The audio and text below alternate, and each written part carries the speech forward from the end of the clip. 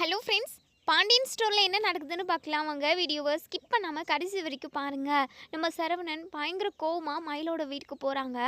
மயில் வீட்டுக்கு போயிட்டு வாசல்லே நின்று, ஏ மயிலே, எங்கடி உன் ஆத்தாலும் உன் அப்பனும் எல்லாரும் வெளியே வாங்கடி அப்படின்னு சொல்லிட்டு சத்தம் போட்டு கூப்பிட்டுக்கிட்டு இருக்காங்க. இங்கே நம்ம மாணிக்கம் இருந்துட்டு, பாக்கியம் வெளியே ஏதோ சத்தம், நிறைய சத்தம் கேட்குது, வா என்னன்னு பார்ப்போம் அப்படின்னு சொல்லிட்டு, யோ என்னன்னு போய் பாரியா, எல்லாத்துக்கும் என்ன தான் கூப்பிட்டுக்கிட்டு இருப்ப, சரியான பயந்தாங்கொல்லியா நீ. வீட்டுக்கு தான் எதுவும் சம்பாதிச்சு வாங்கி போகிறதில்ல அப்படின்னாலுமே வீட்டுக்கு ஆம்பளையாக இருக்கணும்னா கொஞ்சம் தைரியமாக இருக்கணும்யா. வெளியே என்ன பிரச்சனை, எவன் கூப்பிட்டுக்கிட்டு இருக்கான், எந்த கடங்காரம் வந்துக்கிறான்னு போய் பாரியா அப்படி சொல்லிட்டு பாக்கியம் சொல்கிறாங்க.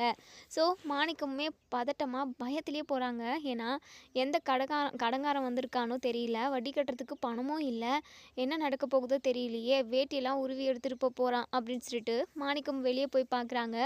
ஸோ நம்ம சரவணன் தான். ஸோ சரவணன் பயங்கர சத்தமாக, மயிலு உன் அப்பனும் அவன் ஆத்தாலையும் கூட்டிகிட்டு வெளியே வாடி அப்படி இப்படின்னு சொல்லிட்டு கத்திக்கிட்டு இருக்காங்க.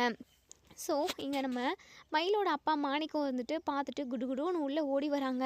கிச்சனுக்கு வந்து, பாக்கியம் பாக்கியம் யார் வந்திருக்கிறதுன்னு தெரியுமா உனக்கு அப்படின்னு சொல்லிட்டு, யோ யாருன்னு சொல்லியா, எப்படியும் கடங்காரவங்க தான் வந்து கத்திக்கிட்டு இருப்பாங்க, ஏதாவது சொல்லி அனுப்ப வேண்டியது தானே அப்படின்னு சொல்லிட்டு பாக்கியம் வந்து சொல்கிறாங்க. ஸோ மாணிக்கம் இருந்துட்டு, ஐயோ நம்ம நினைக்கிற மாதிரி கடங்காரவங்க இல்லை, அந்த சரவணா தான் மயிலோட வீட்டுக்காரர், நம்ம வீட்டு மாப்பிள்ளை அப்படின்னு சொல்லிட்டு, என்னையா சொல்கிற, அவர் எதுக்காக எங்கே வந்திருக்காரு தெரியல பாக்கியம், செம்ம சத்தம், வெளியே காத்துக்கிட்டு இருக்காங்க, அது மட்டும் இல்லாமல் அக்கம் பக்கம் உள்ளவங்க எல்லாருமே வந்து நின்றுக்கிட்டு இருக்காங்க அப்படின்னு சொல்லிட்டு இப்போது மாணிக்கம் சொன்னதுமே உடனே எங்கள் பாக்கியம் வெளியே ஓடி வராங்க. ரூமில் இருந்த மயிலுமே ஏதோ சத்தம் கேட்குதுன்னு சொல்லிட்டு வெளியே வராங்க. ஸோ இவங்கள பார்த்து சரவணன் இருந்துட்டு, ஏ மயில், உன் மனசில் என்னடி நினச்சிக்கிட்டு இருக்க, உன் அப்பனையும் ஆத்தாலையும் விட்டு அஞ்சலி எதுக்காகடி அவமானப்படுத்தின, அவள் பாவுடி, அவள் எந்த தப்புமே அறியாதவடி, அவள் உன்னுக்காகவும் உன் குழந்தைக்காகவும், அதாவது உன் வயிற்றில் வளர குழந்தைக்காகவும் யோசித்து அவள் என் கூட பேசுகிறதவே அவாய்ட் பண்ணவடி, அவளை போயிட்டு அவமானப்படுத்தியிருக்காங்களேடி உங்கள் அம்மா அப்படி சொல்லிட்டு எங்கள் சரவணன் பயங்கரமாக கத்துறாங்க.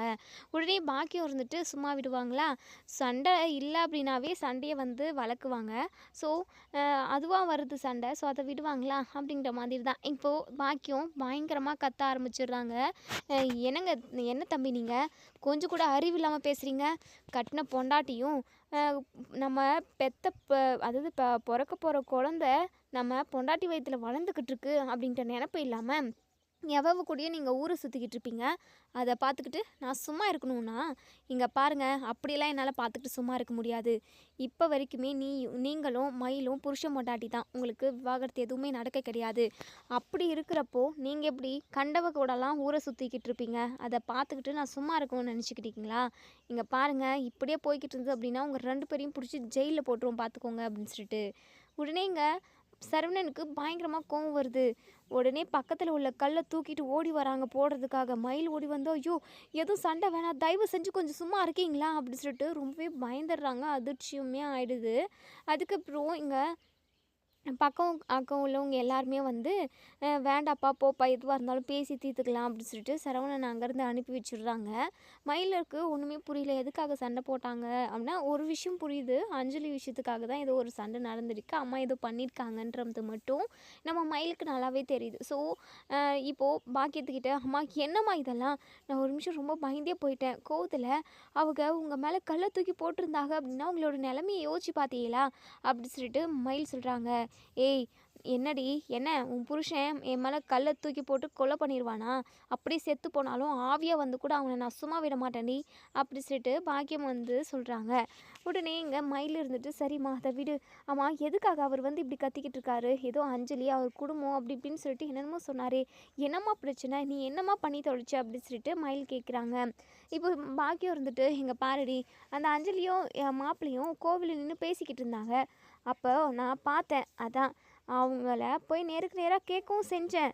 அதுக்கப்புறம் அஞ்சலியோட வீட்டுக்கும் போய் அவளோட சுயரூபம் என்ன, அவளோட கேரக்டர் என்னன்றதை தெளிவாக ஊரில் உள்ள எல்லாருக்கும் சொல்லிட்டு வந்தேன்டி, அதில் போய் என்ன தப்பு இருக்குது அப்படின்னு சொல்லிட்டு இங்கே பாக்கியம் வந்து சொல்கிறாங்க. அம்மா உனக்கு கொஞ்சமாவது அறிவு இருக்காம்மா, தயவு செஞ்சு இந்த விஷயத்தில் நீ தலையிடாதம்மா, ஏன்ன என் போக்கில் விட்டுருமா, என்னை கட்டிக்கிட்டவங்க எப்படியானா போயிட்டு போகிறாங்க. அதான் அவங்க வேண்டான்னு சொல்லிட்டு நான் தான் தூக்கி போட்டுட்டு இப்போது தனி கட்டியாக தான் நின்றுக்கிட்டு இருக்கேன்.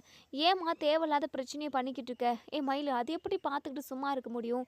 ஐயோ அம்மா தயவு செஞ்சு எனக்காக நீ எந்த பிரச்சனைக்கும் போகாதம்மா அப்படின்னு சொல்லிட்டு கத்தி பேசுவோம். உடனே நம்ம மயில் வந்து அம்மா வயிறு வலிக்குது அப்படின்னு சொல்லிட்டு அப்படியே மயங்கி படுத்துடுறாங்க. ஸோ இங்கே பாக்கியமும் மாணிக்கமும் ரொம்பவே பதறி போகிறாங்க. சுடர் ஓடி வந்து தண்ணியெல்லாம் கொண்டு வராங்க. முகத்தில் தெளிச்சுமே மயில் எந்திரிக்கவே இல்லை. ரொம்பவே இங்கே நம்ம பாக்கியம் வந்து பதறி போகிறாங்க. உடனே ஆம்புலன்ஸ்க்கு கால் பண்ணி நம்ம மயிலை வந்து ஹாஸ்பிட்டலுக்கு கொண்டு போயிட்டு அட்மிட் பண்ணுறாங்க.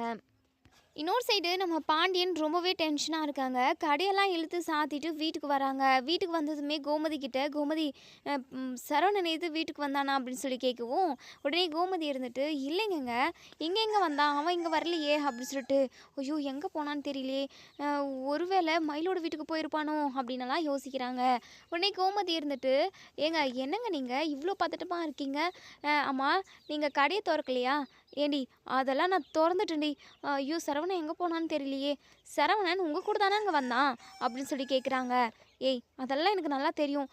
இந்த சரவணன் ஒரு பொண்ணு கூட பேசிக்கிட்டு இருந்தாலே அஞ்சலி. சொல்லுங்கள் அஞ்சலி தெரியும். இப்போ அந்த பொண்ணுக்கு என்ன அப்படின்னு சொல்லி கேட்கவும் அஞ்சலியோட அப்பா கடைக்கு வந்திருந்தாருடி. எதுக்காக? சரவணனுக்கு சம்மந்தம் பேசவா? ஐயோ முழுசாக விஷயத்த சொல்ல விடுடி. எதுக்காகடி இப்படி குறுக்க பேசிக்கிட்டு இருக்க? நானே அந்த சரவணன் எங்கே போயிருப்பான் என்ன பண்ணிக்கிட்டு இருப்பானே எனக்கு தெரியாமல் நான் பதறி போயிருக்கேன். நீ என்னடானா குறுக்க எதுவுமே சொல்ல விடாமல் பேசிக்கிட்டே இருக்க அப்படின்னு சொல்லிட்டு சரிங்க விஷயத்த சொல்லுங்க அப்படின்னு சொல்லிட்டு அந்த அஞ்சலியோட அப்பா வந்து என்ன பேசினாரு? அந்த அஞ்சலியோட அப்பா வீட்டுக்கு பாக்கியம் போயிருக்காங்கடி. பாக்கியம்மா? மயிலோட அம்மாவா? சம்மந்தி அம்மா தான் போயிருக்காங்க. அவங்க எதுக்காக அங்கே போனாங்க? சரவணனையும் அஞ்சலியையும் கோவிலில் வச்சு அவங்க பார்த்துருக்காங்கடி. அதான் அவங்க வீட்டுக்கே போயிட்டு கண்டபடி பேசிட்டாங்களா சரவணனையும் அஞ்சலியும் ஒன்று சேர்த்து வச்சு. அவங்க அப்பா வேறு ரொம்பவே ஃபீல் பண்ணிவிட்டு சொல்லிட்டு போனாங்க. அஞ்சலி ஏற்கனவே வாழ்க்கை இழந்து போய் ரொம்ப கஷ்டப்பட்டு ரொம்பவே துன்பப்பட்டு வாழ்க்கையை இழந்து இப்போ தான் எங்கள் வீட்டுக்கு வந்து கொஞ்ச நாளாக நிம்மதியாக இருக்கா. அந்த அம்மா வேறு கண்டபடி வந்து பேசிட்டாங்க. இதுக்கப்புறம் நீங்கள் எப்படி இருக்கணுமோ அப்படி இருந்துக்கோங்க. உங்கள் பையனை ஒழுங்காக பார்த்துக்கோங்க. தேவையில்லாமல் பிரச்சனையை கொண்டு வராதீங்கன்னு சொல்லிட்டு அவர் பாட்டுக்கு போயிட்டாங்க. ஒருவேளை இந்த சரவணன் பாக்கியத்தோட வீட்டுக்கு தான் போயிருப்பாங்களோ அப்படின்னு சொல்லிட்டு இங்கே பாண்டியன் வந்து சொல்கிறாங்க. கோமதி இருந்துட்டு கண்டிப்பாக அவன் அங்கே தான் போயிருப்பான். நீங்கள் எதுக்காகங்க அவனை போக விட்டீங்க அப்படின்னு சொல்லி கேட்கவும் நான் எங்கடி போக விட்டேன், அவனா போயிட்டான் அப்படின்னு சொல்லிட்டு இப்போது இங்கே நம்ம சரவணன் ரொம்பவே கோவமாக இப்போ வீட்டுக்கு தான் வராங்க. கடைக்கு போக வேண்டாம், அப்பாவோ கடையை பார்த்துக்கிட்டோம், நமக்கு டென்ஷனாக இருக்குது, நம்ம வீட்டில் கொஞ்ச நேரம் ரெஸ்ட் இருக்குன்னு சொல்லிட்டு வீட்டுக்கு வந்தால் நம்ம பாண்டியன் வீட்டில் இருக்காங்க. உடனே பாண்டியன் இருந்துட்டு டேய் சரவணா வாடா எங்கடா போயிருந்த அப்படின்னு சொல்லி கேட்கவும் அது வந்து மயிலோட வீட்டுக்கு தான்ப்பா அப்படின்னு சொல்லிட்டு எதுக்கிட்ட அங்கே போனேன்? பின்னேனப்பா அந்த மயிலோட அம்மா வந்து கண்டபடி அஞ்சலியோட ஃபேமிலியை அவமானப்படுத்துவாங்க. அதை நான் பார்த்துக்கிட்டு சும்மா இருக்கணுமாப்பா அப்படின்னு சொல்லி கேட்கவும் உடனே சரவணன் இப்படி கேட்டதுமே பாண்டியன் இருந்துட்டு டேய் அவங்க தான் ஏதோ ஒரு ஆத்திரத்தில் பேசிட்டாங்க. நீ எதுக்காகடா அங்கே போய் என்னடா பண்ணிட்டு வந்த அப்படின்னு சொல்லி கேட்கவும் 4 வார்த்தை நறுக்குன்னு நான் கேட்டுட்டு வந்தேன்ப்பா. அக்கம் பக்கம் உள்ளவங்க எல்லாருமே வந்து பார்த்துக்கிட்டு தான் இருந்தாங்க. அப்போ அவங்களுக்கு தெரிஞ்சிருக்கும்ல அஞ்சலியை காயப்படுத்துனாங்களே, அஞ்சலியை அவமானப்படுத்துனாங்களே, அதே அவமானத்தை அவங்களும் படட்டும்ப்பா. அப்போ தானே அந்த வழி என்னன்னு புரியும் அவங்களுக்கு அப்படி சொல்லிட்டு டேய் என்னடா பண்ணி தொலைச்சிருக்க? ஐயோ கடவுளே அப்படி சொல்லிட்டு இங்கே நம்ம பாண்டியன் புலம்பவும் உடனே கோமதி இருந்துட்டு சரவணா நீ பண்ணிக்கிட்டு இருக்கிறது கொஞ்சம் கூட சரியில்லைடா. நானே இருந்தாலும் அப்படி தான்டா போய் கேட்டிருப்பேன். நீ பண்ணது ரொம்ப தப்புடா. இன்னும் மயிலுக்கும் உனக்கும் விவாகரத்து நடக்கலை. அது மட்டும் இல்லாமல் உன்னுடைய குழந்த மயில் வயசில் வளர்ந்துக்கிட்டு இருக்குடா. அப்படி இருக்கிறப்போ பெற்றவங்களுக்கு ஆதங்கமாக இருக்காதா? என்னதான் அவங்க தப்பே செஞ்சுருந்தாலும் இந்த மாதிரி விஷயத்தில் எல்லாருக்குமே கோவம் வரதாண்டா செய்யும். தன்னோட பொண்ணோட புருஷன் வேற ஒரு பொண்ணு கூட பேசி பழகிக்கிட்டு இருக்காங்க அப்படின்னா எல்லா அம்மாமாருங்களுக்கும் கோவம் வரதான் செய்யும். அந்த கோவத்தை தான் அவங்க வெளிக்காட்டியிருக்காங்க அப்படின்னு சொல்லிட்டு இங்கே நம்ம சரவணனுக்கு அட்வைஸாக பொழிஞ்சிக்கிட்டு இருக்க டைம்லேயே இங்கே நம்ம கோமதிக்கு ஹாஸ்பிட்டலில் இருந்து கால் வருது. ஸோ மயில் விஷயமாக தான் இங்கே கோமதி கிட்ட சொல்கிறாங்க. ஏன்னா மயிலோட ஹஸ்பண்ட் வீடு இவங்களோடது தானே. அதனால் மேடம் உங்கள் மருமக மயில் வந்து இங்கே தான் அட்மிட் ஆயிருக்காங்க. அது மட்டும் இல்லாமல் அவங்க அதிர்ச்சி ஆயிருக்காங்க. அது மட்டும் இல்லாமல் குழந்தைய உள்ளே வந்து ஏதோ எஃபெக்ட் ஆயிருக்கு. ஸோ அவங்களோட ஹஸ்பண்டோட சைன் வேணும். கொஞ்சம் சீக்கிரமாக அவங்க பையனை கூட்டிக்கிட்டு நீங்கள் ஹாஸ்பிட்டலுக்கு வர முடியுமா அப்படின்னு சொல்லிட்டு கேட்குறாங்க. இதை கேட்ட இங்கே நம்ம கோமதி பயங்கரமாக அதிர்ச்சியாகி போய் நிற்கிறாங்க. என்னங்க சொல்கிறீங்க அப்படின்னு சொல்லிட்டு, நம்ம எதுவாக இருந்தாலும் நேரில் பேசிக்கலாம். நீங்கள் உங்கள் பையனை கூட்டிக்கிட்டு சீக்கிரமாக வாங்க அப்படின்னு சொல்லிட்டு ஃபோனை வச்சுடுறாங்க. இங்கே நம்ம கோமதி ரொம்பவே பதறி போகிறாங்க. நம்ம வீட்டுக்கு ஒரு குட்டி குழந்தை வரப்போகுது, நம்ம வீட்டு வாரிசு வரப்போகுதுன்னு சொல்லிட்டு நம்ம கோமதி அவ்வளோ சந்தோஷமாக இருந்திருப்பாங்க. ஸோ இப்போது நம்ம நர்ஸ் சொன்னதை கேட்டதுமே ரொம்பவே பதறி போகிறாங்க. பாண்டியன் இருந்துட்டு, என்ன கோமதி, ஏன் யார் ஃபோன் பண்ணது, ஏன் இவ்வளோ அதிர்ச்சியாக பேசுகிற அப்படின்னு சொல்லி கேட்கவும், இங்கே நம்ம கோமதி இருந்துட்டு மயிலுக்கு ஏதோ வயிறு வலியா, அதான் ஹாஸ்பிட்டலில் அட்மிட் பண்ணியிருக்காங்களாம் அப்படின்னு சொல்லிட்டு சொல்கிறாங்க. ஸோ இதை கேட்ட இங்கே நம்ம சரவணனுமே பதட்டப்படுறாங்க. உடனே இங்கே நம்ம கோமதி இருந்துட்டு, டே சரவணா வாடா நம்ம போய் பார்த்துட்டு வந்துடுவோம் அப்படின்னு சொல்லிட்டு, அம்மா நான்லாம் வரலம்மா, அவங்க நாடகம் நடிப்பாங்க, குடும்பமாக சேர்ந்து நாடகத்தை போட்டு ஒரு ஏடியா இதான் சாக்குன்னு சொல்லிட்டு நம்ம வீட்டில் நடு வீட்டில் வந்து உட்காந்துக்குவாங்கம்மா, நான் வரல அப்படின்னு சொல்லிட்டு சரவணன் சொல்கிறாங்க. பாண்டியன் இருந்துட்டு, டே சரவணா இந்த மாதிரி சுச்சுவேஷனில் கூட நீ இப்படி ஈகோவை காட்டுறது ரொம்ப தப்புடா, நீ உங்கள் அம்மா கூடயே போயிட்டு அந்த மயிலை பார்த்துன்னு வாப்பா அப்படிங்கிற மாதிரி பாண்டியன் வந்து சொல்கிறாங்க. ஸோ இதை கேட்டு இங்கே நம்ம கோமதியுமே, ஏங்க நீங்கள் சொல்கிறதும் கரெக்டு தான். நம்ம கோமதி, டே சரவணா வாடா போகலாம், மயிலுக்கு என்னாச்சு தெரியல, மயில் வயிற்றில் வளர்கிற குழந்தைக்கு என்னாச்சுன்னு தெரியல, எனக்கு ரொம்ப பயமாக இருக்குடா, வாடா போகலாம் அப்படின்னு சொல்லிட்டு, அம்மா நான்லாம் வரலாமா, அவள் நாடகம் தான் நடிக்கிறா, எனக்கு நல்லாவே தெரியும் அப்படின்னு சொல்லிட்டு இங்கே நம்ம சரவணன் வந்து ரூம்குள்ளே போயிடுறாங்க. கோமதி, அவன் வந்தால் வரட்டும், வரலாம் இருக்கட்டும், நான் ஆட்டோ பிடிச்சி போய் பார்த்துட்டு வந்துடுறேங்க, என்ன ஏதுன்னு சொல்லிட்டு உங்களுக்கு நான் ஃபோன் பண்ணுறேன் அப்படின்னு சொல்லிட்டு நம்ம கோமதி வந்து ரொம்பவே வேகமாக போய் ஆட்டோ பிடிச்சி ஹாஸ்பிட்டலுக்குமே போயிடுறாங்க. ஸோ அங்கே பாக்கியம் தான் இருக்காங்க. கோமதியை பார்த்ததுமே பாக்கியம் பயங்கரமாக கோவப்படுறாங்க. ஏம்மா உங்கள் பையனுக்கு கொஞ்சம் கூட அறிவே இல்லையா, உங்கள் பையன் வந்து எங்கள் மேலே கல்லை தூக்கி தலைமலை போட வரான், அதை பார்த்து மயில் அப்படியே அதிர்ச்சியில் பயந்துட்டா, அது மட்டும் இல்லாமல் வயிறு வலிக்குதுன்னு சொல்லிட்டு கீழே விழுந்துட்டா, குழந்தைக்கு ஏதாவது ஒன்று ஆகட்டும், உங்களையும் உங்கள் குடும்பத்தையும் உங்கள் பையனையும் நான் சும்மாவே விட மாட்டேன் அப்படின்னு சொல்லிட்டு பயங்கரமாக கோவப்படுறாங்க. பாக்கியம் கோவப்படுறது எதையுமே மனசில் வச்சுக்காம நம்ம கோமதி, அம்மா குழந்தை எப்படி இருக்குது, குழந்தைக்கு எந்த பிரச்சனையும் இல்லைல்ல அப்படின்னு சொல்லிட்டு, ஏம்மா அதுக்காக தான் நாங்களும் வெயிட் பண்ணிக்கிட்டு இருக்கோம், ஸ்கேன் பண்ணியிருக்காங்க, இன்னும் ரிசல்ட் வரல, என்ன ஏதுன்னு இன்னும் கொஞ்ச நேரம் கழித்து தான் சொல்லுவாங்களாம், குழந்தைக்கு மட்டும் ஏதாவது ஆகட்டும், அதுக்கப்புறம் இருக்குது உங்கள் குடும்பத்துக்கு அப்படி சொல்லிட்டு பயங்கர கோவமாக பேசுகிறாங்க. நம்ம கோமதிக்குமே ரொம்பவே பதட்டமாக இருக்குது. வயிற்றில் வளர குழந்தைக்கு எந்த ஆபத்தும் வந்துடக்கூடாது, குழந்தை ஆரோக்கியமாக இருக்கணும் அப்படின்னு சொல்லிட்டு நினைக்கிறாங்க. அதுக்கப்புறம் டாக்டர் வராங்க. ஸோ டாக்டர் வந்ததுமே இங்கே நம்ம கோமதி கேட்குறாங்க, சார் மயிலுக்கு எதுவும் ஆகலைல்ல சார் அப்படின்னு சொல்லிட்டு ஒரு மாதிரி கண் கலங்கிக்கிட்டே கேட்குறாங்க. உடனே டாக்டர் இருந்துட்டு, நீங்கள் பயப்பட வேண்டாம், இப்போவே அவங்களுக்கு டெலிவரி ஆகிறதுக்குமே நிறைய வாய்ப்பு இருக்குது, குழந்தைக்கு எந்த ஒரு ஆபத்தும் இல்லை, அது ஹெல்த்தியாக தான் இருக்குது. ஸோ ஆனால் கர்ப்பப்பை வந்து ரொம்பவே வீக்காக இருக்குது, அது மட்டும் இல்லாமல் அவங்களோட கர்ப்பப்பை வாய் வந்து திறந்துருக்கு. ஸோ அவங்களுக்கு 7th மந்த்லேயே இப்போ டெலிவரி ஆக போகுது அப்படின்னு சொல்கிறாங்க. ஸோ இதை கேட்ட இங்கே நம்ம கோமதி பயங்கரமாக ஷாக் ஆகுறாங்க. ஐயோ டாக்டர், இதனால் மயிலுக்கோ இல்லை குழந்தைக்கோ எந்த ஆபத்தும் வராதில்லை அப்படின்னு சொல்லிட்டு, கண்டிப்பாக எந்த ஆபத்தும் வர போகிறது கிடையாது, ஆனால் கண்டிப்பாக இன்றைக்கி நைட்டுக்குள்ளே நாளைக்கு காலையிலுக்குள்ளே கண்டிப்பாக டெலிவரி ஆகிடும் அப்படின்னு சொல்கிறாங்க. ஸோ நம்ம இதை கேட்டு நம்ம கோமதியும் பாக்கியமும் ரொம்பவே பயந்து போயிருக்காங்க. நல்ல மாதிரியாக டெலிவரி ஆகணும், குழந்தைக்கும் சரி தாய்க்கும் சரி எந்த ஒரு சேதாரமும் ஆகக்கூடாது, எந்த ஒரு ஆபத்தும் நெருங்கவே கூடாது, கடவுள் புண்ணியத்தில் 2 பேருமே நல்லபடியாக வந்துடணும் அப்படின்னு சொல்லிட்டு 2 பேருமே வேண்டிக்கிட்டு இருக்காங்க. இன்னொரு சைடு இங்கே நம்ம பாண்டியன் வந்து கோமதிக்கு கால் பண்ணுறாங்க.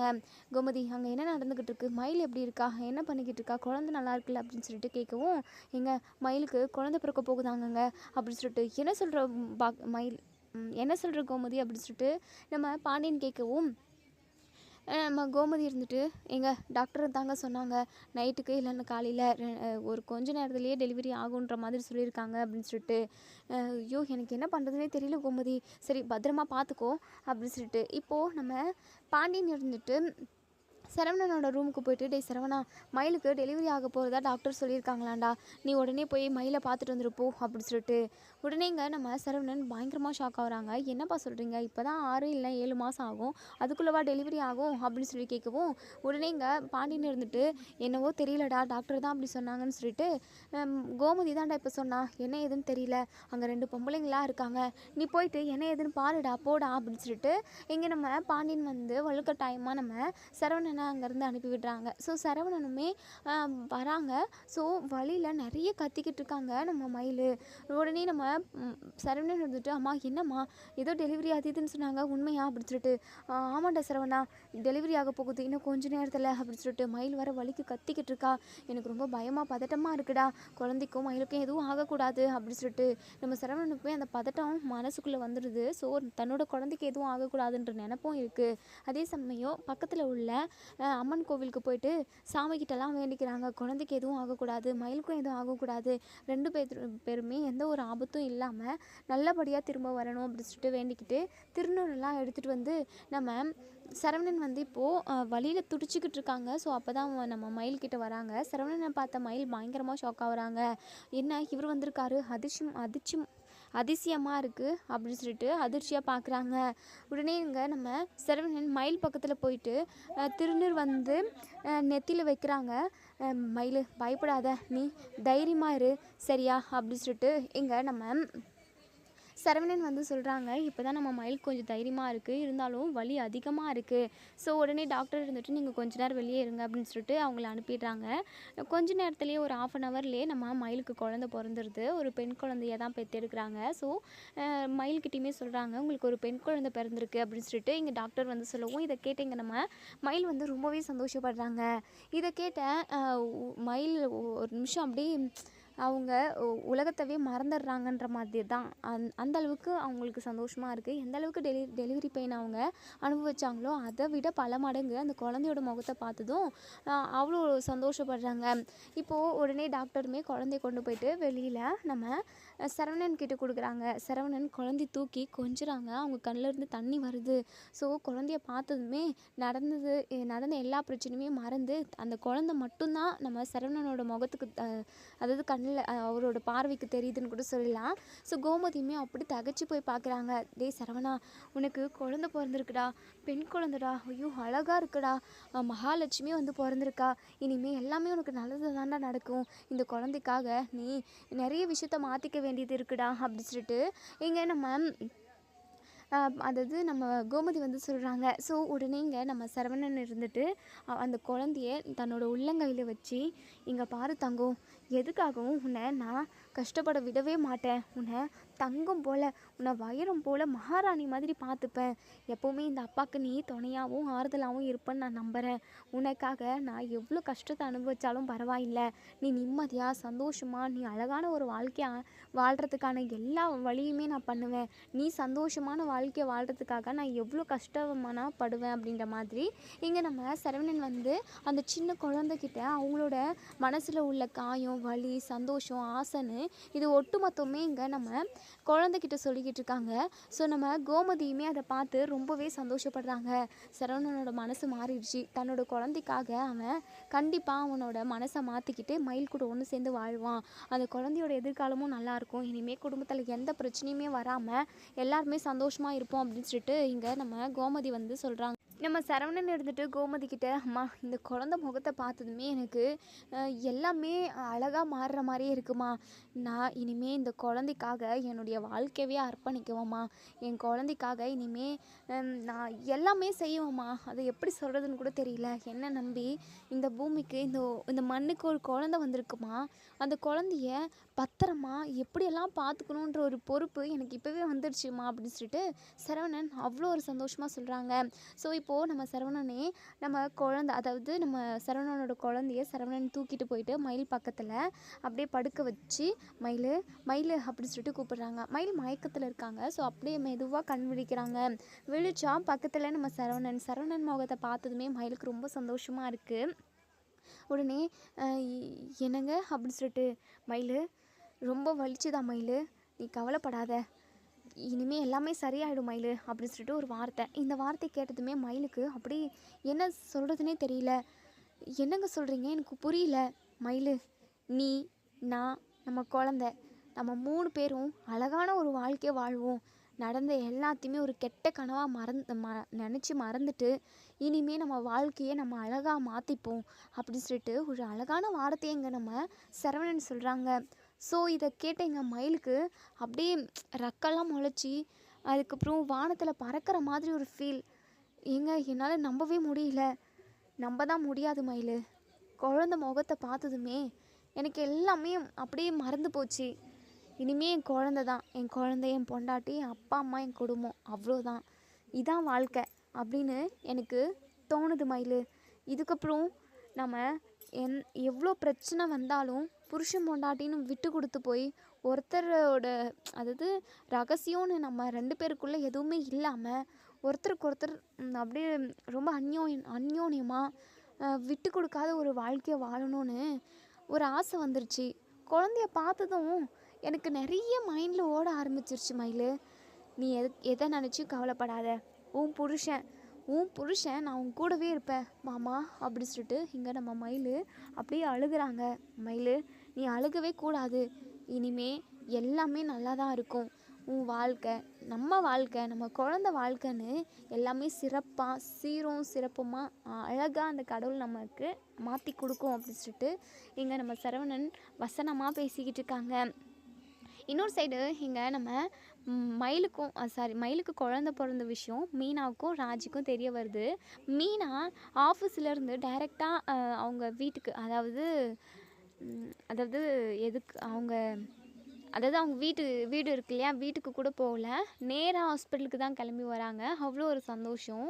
ஏன்னா நம்ம மயில் கஷ்டப்படுறப்போலாம் கூட இருந்தது நம்ம மீனா தான். ஸோ அவங்களுக்கு ஆறுதலாகவும் அவங்களுக்கு துணையாகவும் அவங்களுக்கு உதவிகரமாகவும் இப்படி எல்லா வகையிலுமே எல்லா வழியிலுமே நம்ம மீனா தான் கூட இருந்திருப்பாங்க.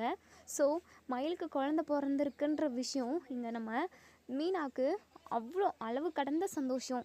அதுவும் எந்த ஆபத்தும் இல்லாமல் ஒரு மகாலட்சுமி பெற்றெடுத்திருக்காங்கன்னு சொல்லிட்டு அவ்வளோ ஒரு குஷியாக வராங்க. நம்ம மீனா மயில்கிட்ட பேசுகிறாங்க.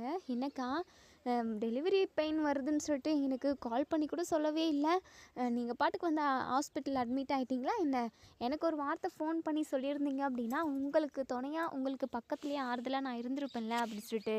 ஐயோ மீனா, நானே இதை எதிர்பார்க்கவே இல்லை. என்னென்னமோ நடந்து போச்சு. உங்ககிட்ட ஒரு முக்கியமான விஷயம் சொல்லணும் மீனா. அவங்க வந்திருந்தாக. யாருக்கா? அதான் அவங்க சரவணன் மாமா. ஓ, வந்திருந்தாங்களா? உங்ககிட்ட பேசினாங்களாக்கா? அதெல்லாம் நல்லாவே பேசினாங்க. என்னெல்லாம் பேசினாங்க தெரியுமா? அந்த வார்த்தையெல்லாம் இப்போ என் காதில் ஒலிச்சிக்கிட்டே இருக்குது. இன்னும் திரும்ப திரும்ப திரும்ப அவங்க அந்த மாதிரி வார்த்தையை பேசிக்கிட்டே இருக்கணும், நான் கேட்டுக்கிட்டே இருக்கணும் போல் இருக்குது மீனா. அந்த அளவுக்கு அந்த வார்த்தை எனக்கு ஆறுதலை கொடுத்துச்சு தெரியுமா அப்படி சொல்லிட்டு. என்னக்கா சொல்கிறீங்க? அப்போது மாமா ஏதோ உங்களுக்கு பிடிச்ச மாதிரி உங்களுக்கு ஆறுதலாக ஒரு 4 வார்த்தை பேசியிருக்காங்க. அந்த வார்த்தை என்னன்னு நான் தெரிஞ்சுக்கலாமாக்கா? நானும் சந்தோஷப்படுவேன்ல. கண்டிப்பாக மீனா, உனக்கு சொல்லாமல் வேறு யாருக்கு சொல்ல போகிறேன்? நீ தானே என் கஷ்டத்துலேயும் துன்பத்துலேயும் இன்பத்துலேயும் எல்லாத்துலேயுமே என் கூட இருந்தது நீ மட்டும்தான் மீனா. உன்னை நான் என்றைக்குமே மறக்க மாட்டேன். நான் ரொம்ப ரொம்ப சந்தோஷமாக இருந்தேன் அப்படின்னா கூட உன் நினப்பு எனக்கு வரும். ஏன்னா நான் ரொம்ப ரொம்ப கஷ்டப்பட்ட காலத்துலலாம் நீ மட்டும்தான் என் கூட இருந்த மீனா. உன்னை நான் என்றைக்குமே மறக்க மாட்டேன். சரவணன் மாமா என்கிட்ட என்னெல்லாம் சொன்னாங்க தெரியுமா? நான், குழந்த, சரவணன் மாமா நாங்கள் 3 பேரும் ஒரு அழகான வாழ்க்கையை வாழ்வோமா. குழந்தைக்காக நம்ம நிறைய செய்யலாம் அப்படின்னு சொல்லிட்டு நிறைய பேசினாங்க மீனா. அதெல்லாம் எப்படி சொல்கிறதுன்னு கூட தெரியல. ஆனாலும் அதெல்லாம் ரீகால் பண்ணி பார்க்குறப்போ ரொம்ப சந்தோஷமாக இருக்குது மீனா. என் சந்தோஷத்துக்கு அளவே இல்லை அப்படின்னு தான் சொல்லணும் மீனா அப்படி சொல்லிட்டு மயில் மனசில் உள்ள சந்தோஷத்தை எல்லாத்தையுமே இங்கே நம்ம மீனா கிட்ட ஷேர் பண்ணிக்கிறாங்க. மீனாவுக்குமே ரொம்ப சந்தோஷமாக இருக்குது. அதுக்கப்புறம் குழந்தைய அந்த இன்குபேட்டரில் வைக்க சொல்லியிருந்திருப்பாங்க. ஸோ நம்ம கோமதியும் நம்ம சரவணனும் அந்த குழந்தைய இன்குபேட்டர்லலாம் வச்சுட்டு எடுத்துகிட்டு வராங்க. ஸோ நம்ம பாக்கியம் காஃபி வாங்க போயிருப்பாங்க. ஸோ அவங்களுமே வாங்கிட்டு வராங்க. கோமதியும் சரவணையும் பார்த்த மீனா, "அத்தை என்னத்த எனக்கு ஒரு வார்த்தை கூட சொல்லாமல் நீங்கள் முந்திக்கிட்டீங்க. என்ன மாமா பெண் குழந்தை பிறந்திருக்கு, மகாலட்சுமி சிங்கப்பெண் பிறந்திருக்கா, என்ன ட்ரீட்டு அப்படின்னு சொல்லிட்டு, மீனா உனக்கு என்ன வேணுமோ அது எல்லாமே வாங்கி கொடுக்குறோம்ப்பா அப்படின்னு சொல்லிட்டு சொல்கிறாங்க. ஸோ இங்கே நம்ம மீனா இருந்துட்டு, எனக்கு எதுவுமே வேண்டாம் மாமா, நீங்கள் குழந்த மயிலாக்கான்னு 3 பேரும் சந்தோஷமான ஒரு வாழ்க்கையை வாழ்ந்தீங்க அப்படின்னா எனக்கு மட்டும் இல்லை எல்லாருக்குமே ஒரு பெரிய கிஃப்ட்டுன்னே சொல்லலாம். அந்த அளவுக்கு நாங்கள் ரொம்ப சந்தோஷப்படுவோம் மாமா அப்படின்னு சொல்லி சொல்கிறாங்க. ஸோ உடனே இங்கே நம்ம கோமதி இருந்துட்டு நம்ம மயில்கிட்ட, "இங்கே பாருமா மயில், இதுக்கப்புறம் உங்கள் வாழ்க்கையில் எந்த கஷ்டமும் அந்த கடவுள் கொடுத்துடவே கூடாது. நீங்கள் பிரிஞ்சு கஷ்டப்பட்டது அவமானப்பட்டதுன்னு இது எல்லாமே போகட்டும். இதுக்கப்புறம் உங்கள் வாழ்க்கையில் சந்தோஷம் மட்டும்தான் நிறைஞ்சி இருக்கணும்" அப்படின்னு சொல்லி சொல்கிறாங்க. ஸோ இதை கேட்ட இங்கே நம்ம மயிலுக்குமே ரொம்ப சந்தோஷமாக இருக்குது. இதோட இந்த ரிவ்யூ முடியுது. இதுக்கப்புறம் என்ன நடக்கு சொல்லி வெயிட் பண்ணி பார்ப்போம் ஃப்ரெண்ட்ஸ். வீடியோ பிடிச்சிருந்தா லைக் பண்ணி கமெண்ட் பண்ணி தருவீங்க. தேங்க்யூ.